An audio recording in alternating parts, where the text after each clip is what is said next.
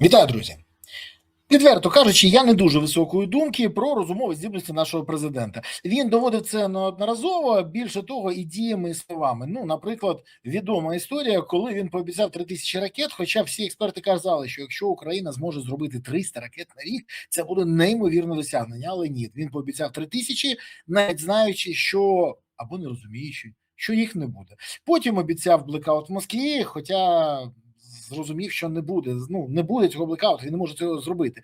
Тож, замість того, щоб керуватися класичним правилом «мовчи, рота закритим, за розумного зійдеш», він відкриває його і показує, який він насамперед.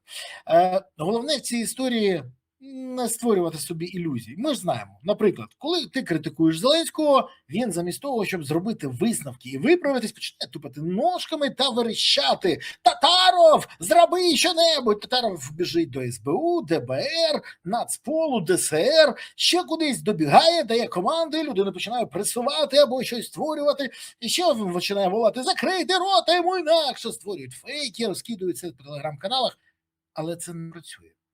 Дурість нікуди не йде, а критика не зникає, бо кожна дурість викликає ще більшу критику. Наприклад, остання історія. Здається, що ми взагалі спостерігаємо ситуацію, коли піар-рішення Зеленського, а саме піар-рішення, може нанести реальну шкоду від такої, якої може здригнутися навіть фронт. І це те, що сьогодні обговорюють вже українські військові, і тому я хочу вам пояснити, що відбувається.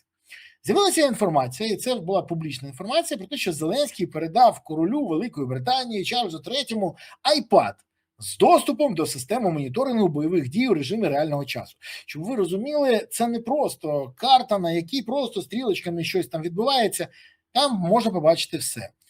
Куди летить, яка позиція, що на позиції, хто на позиції, які оборонні споруди, які переміщення, куди, що, як. Це фактично дуже важливий планшет, і росіяни мріють отримати його. Я навіть мовчу про те, що передавати будь-кому, навіть королю Великої Британії, таку, ну скажімо, інформацію, яка не тільки для службового користування, а взагалі закрита, ну це порушення закону. Але ми пам'ятаємо, Зеленський вважає, що він цар і може робити все, що завгодно. Саме тому він порушував навіть Конституцію. Так от, те, що він передав королю, це ще півбіди. Король все ж таки проукраїнськи налаштований, і людина, я сподіваюся, з якою ця інформація не вийде. Сподіваюся, ще раз. Але також з'явилася інформація, що Зеленський хотів дати Трампу iPad, що показує ситуацію на фронті, але той не приїхав на конференцію в Мюнхену. Про це повідомила Financial Times. Я не жартую, це вже відкрита інформація. За словами журналіста Financial Times Крістофера Міллера, про це голова України заявив йому в інтерв'ю ще минулого місяця. Передача мала відбутися саме на Мюнхенській безпековій конференції ще в лютому 26-го року. Але Трамп не приїхав. І Зеленський через це так засмутився. А я, наприклад, навпаки, я тішуся від того, що той не приїхав і Зеленський не передав йому iPad. Поясню чому. Враховуючи, скільки російських агентів впливу знаходиться біля Трампа, то скажіть мені, будь ласка, який сенс такій ідеї? Надати доступ до важливої оперативної інформації, до інформації, яка може нанести шкоду. Уявіть собі, заходить Вітков, який постійно спілкується з Дмитрієвим, Кирилом Дмитрієм, зрадником України і зараз спецпредставником Путіна. І до Трампа в кабінет і каже: «Доні, от the fuck у тебе на столі». І той каже йому: «Це мені, це не за шоумен подарував». Говорить: «А що там?» «Та я не знаю, хочеш забирай, дивись». І той забере. І подивиться. А цікаво, якщо він буде дивитися разом з Дмитрієвим. І я не буду здивований, якщо Дмитрієв візьме на деякий час цей планшет, обіцяючи нічого з ним не робити. І порушуючи своє слово, скопіює все, що потрібно. Систему доступу постійно, а може навпаки обміняються якісь там умови на цей планшет. Це так, тільки мінімальне припущення.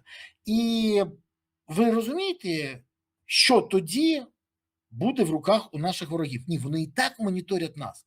Але навіщо допомагати їх розвідці отримувати інформацію? Хоча впевнений, що зараз будуть заяви, що на тому айпеді вся чутлива інформація прибрана, там взагалі тільки серіал «Свати» і «Слуга народу». А що ж тоді там з військової точки зору? Отож, до речі, дуже цікаво читати сам коментар Зеленського, я його зараз процитую. Я, чесно кажучи, хотів подарувати його Трампу у Мюнхені. Чому? Тому що на своєму iPad я можу одразу бачити, які атаки відбуваються, дрони, ракети тощо. Ми що перехоплюємо в режимі реального часу, а також скільки коштує 1 кілометр нашої землі в будь-який момент. Скільки російських солдат коштує, скільки російським солдатам коштує 1 кілометр окупованої землі. Саме цю цитату наводить пан Міллер в доказ того, що каже Зеленський. Ні, я розумію, шоумен залишається шоуменом. Але ще раз, надати таку інформацію людині, яка відверто нехтує захистом інтересу України, я про Трампа, ну, мені здається, це більше, ніж злочин. Це помилка. Дурна, абсолютна помилка, яка могла народитися тільки в шоуменівській голові для того, щоб попіаритись, показати, бачите, що у нас відбувається. А вона страшна ситуація. Бо якщо на чолі держави шоумен, який так вирішує всі проблеми, то, до речі, всі, уявляєте, як він вирішує інші? Уявляєте рівень його компетенції? Уявляєте, що взагалі відбувається? І ця людина сьогодні розповідає про те, що в нього є план. До речі, хтось бачив цей план Зеленського, як перемогти або вистояти в цій війні? Не бачив. Але знаєте, коли Зеленський прибув до Іспанії і зустрічався там з прем'єром Санчесом, королем Філіппе, то мені було цікаво. Йому він теж запропонує подарувати планшет. Може він буде всім дарувати? До речі, може ще він і Орбану подарує. Ну він же подарував вже пас Орбану, завдяки якому той скорочує відрив від Петра Мадяра на виборах і може навіть виграти. І, до речі, мені буде дуже цікаво подивитися, як буде Зеленський пояснювати цю ситуацію. Ну, тому що Зеленський буде потім казати, та ні, я взагалі не при чому, це вони самі. Хоча там і Орбан шмат того, що треба, але ж нафіга знову допомагати ворогам. Взагалі в мене все більше і більше запитань не тільки до розумових здібностей президента, а й до того, що його мотивує. Ні, я розумію, наприклад, його справді мотивує дати своєму друзяки виїхати з України, щоб його не затримали на БУСАП, і щоб не відповідати про двушечку на Москву. Це я розумію. Але як ніякої користі від цього в Україні немає. А от в питанні передачі інформації, тут я згадую ще один момент. Пам'ятаєте, як він казав, що ще не почався наступ на Запоріжжя, а всі дані були вже в Кремлі на столі. І от в мене запитання, може він теж тоді комусь планшет передав? Цікаво кому? Бо потім, ми ж пам'ятаємо, Генштаб весь змінився, а інформація про те, що на Курщині знов наступ, знову якби витік був і отримали росіяни. І знову ж, так? То в мене запитання, може там десь тече? І навіть вже не з голови. Дуже хотілося б розібратися з цією ситуацією, а Зеленському порадити нікому не дарувати таку інформацію і деактивувати той iPad. Я сподіваюся, мізків вистачить хоч би на це. Ну, дуже хотілося б сподіватися. Подивимось. Незабаром все стане зрозуміло. А вам я хочу подякувати, що ви дивилися цей ефір, поставили вподобайку, прокоментували, поширили відео і не забули підписатися. Це окрема подяка, ну тому що підписники каналу потрібні.